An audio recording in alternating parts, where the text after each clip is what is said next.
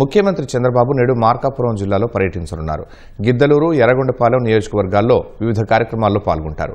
July నెలలో మొదటి phase పూర్తి చేయాలనే లక్ష్యంతో శరవేగంగా సాగుతున్న వెలిగొండ ప్రాజెక్టు పనుల పరిశీలనతో పాటు గిద్దలూరు నియోజకవర్గంలో సంజీవని కార్యక్రమానికి సీఎం హాజరు కానున్నారు.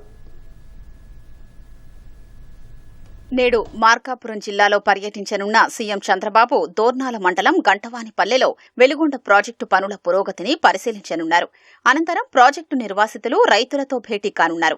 నిర్వాసితులకు 300 కోట్ల పరిహారాన్ని అందజేస్తారు. తద్వారా 2351 నిర్వాసిత కుటుంబాలకు లబ్ధి కలగనుంది.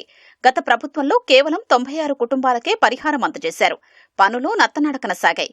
కూటమి ప్రభుత్వం వెలుగొండ ప్రాజెక్టును పూర్తి చేయాలన్న లక్ష్యంతో శరవేగంగా పనులు పూర్తి చేస్తోంది. 24 నెలల్లోనే పరిహారం, పునరావాస పనులకు 903 కోట్ల అదనపు నిధులు విడుదల చేసింది.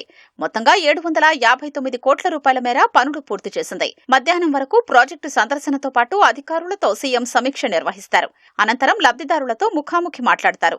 మార్కాపురం, ప్రకాశం, నెల్లూరు, కడప జిల్లాలకు కీలకమైన వెలిగొండ ప్రాజెక్టు పూర్తయితే 4,47,000 ఎకరాలకు సాగునీరు, 4 జిల్లాల్లోని 30 మండలాల్లో 15,25,000 మందికి తాగునీటి కష్టాలు తీరతాయి. దశాబ్దాలుగా పట్టి పీడిస్తున్న ఫ్లోరైడ్ సమస్యకు చెక్ పడుతుంది.